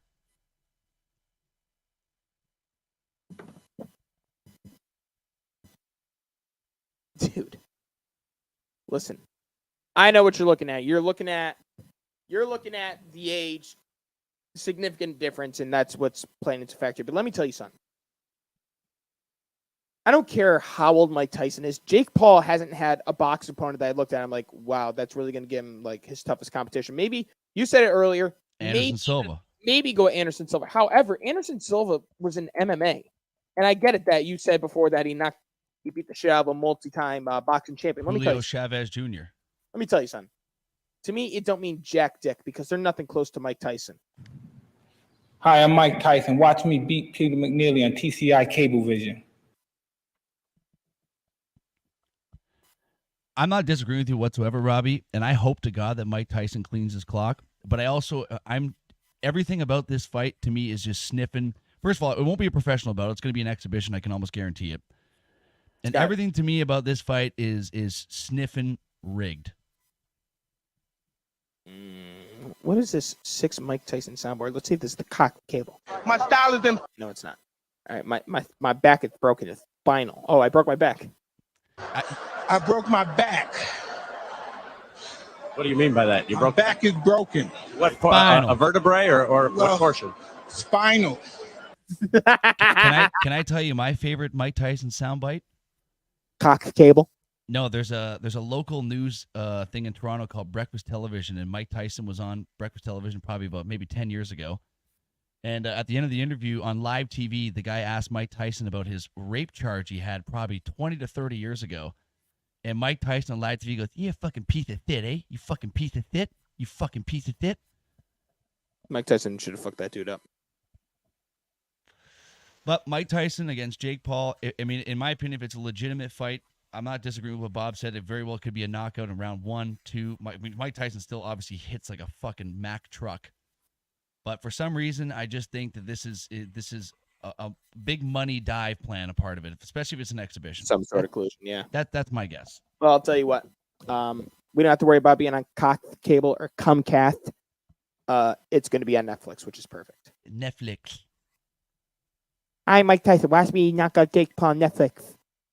So July 20th, folks, that's when that one's going down. And then, Robbie, to end off this podcast, because it's been a bit of a howitzer of an episode, this one, we should reminisce a little bit about the PGA Tour, because the season has begun, and one of your favorite events goes down this weekend. Arnold Palmer Invitation. The Arnie. Great beverage, even better golfer. Yep. The alcoholic beverages are pretty good, too.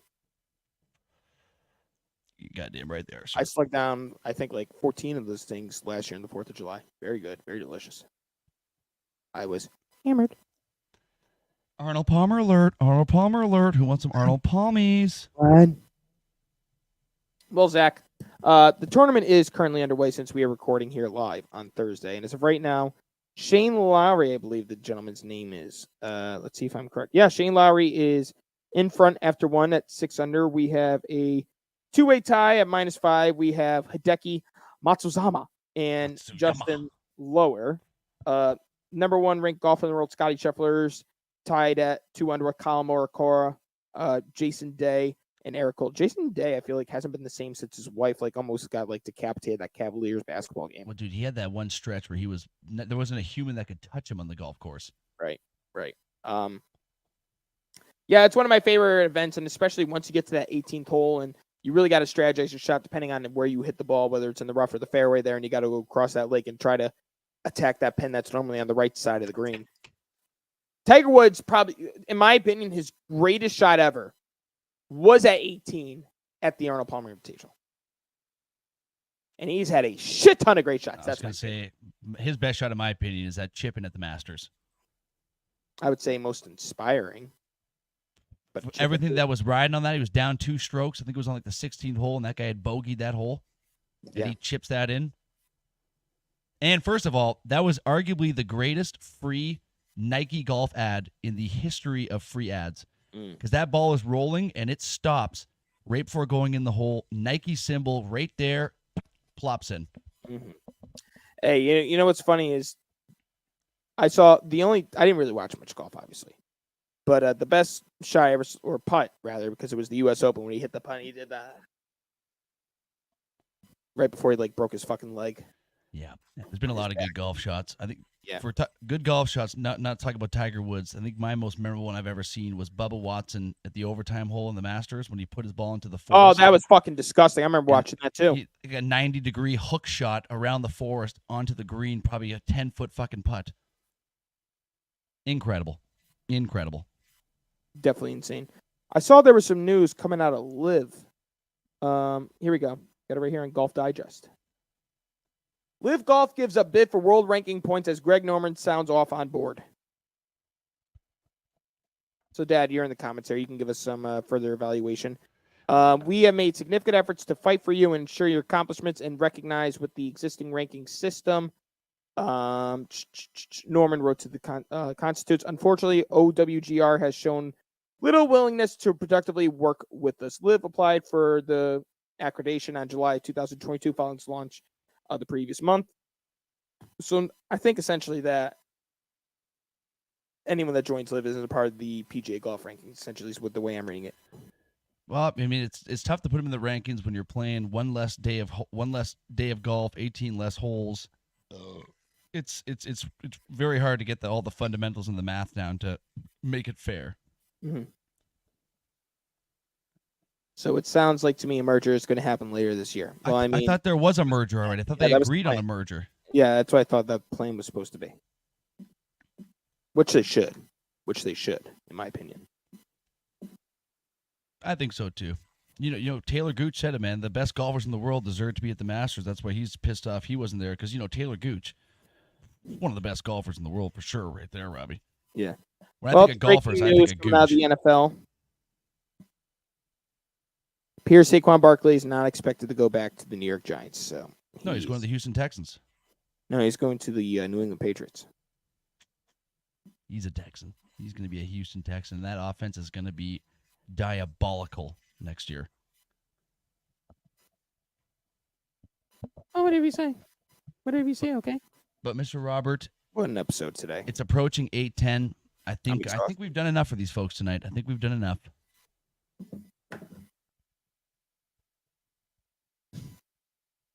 Zach. Robbie. Ben Simmons is set to make $40 million next year. I'm done. All right, ladies and gentlemen, before I fucking say something I probably shouldn't in this microphone, I'm going to end this podcast as soon as possible. Thank you for tuning in on a special Thursday episode of the Sports Cave. We're going to be back here on Monday. Zach, take us out before I fucking say something I'm not supposed to. Fuck you, Ben Simmons, you fucking... That right there, folks, was Robbie getting pissed off because his piece of shit player is making $40 million next season. Tough pill to swallow, folks. We will let you guys go because it's been a hell of an episode here. Thank you for tuning in on this fine Thursday evening, folks. And there's only one thing really left to say, Robbie. Stay sexy. Sports Cave. Bye.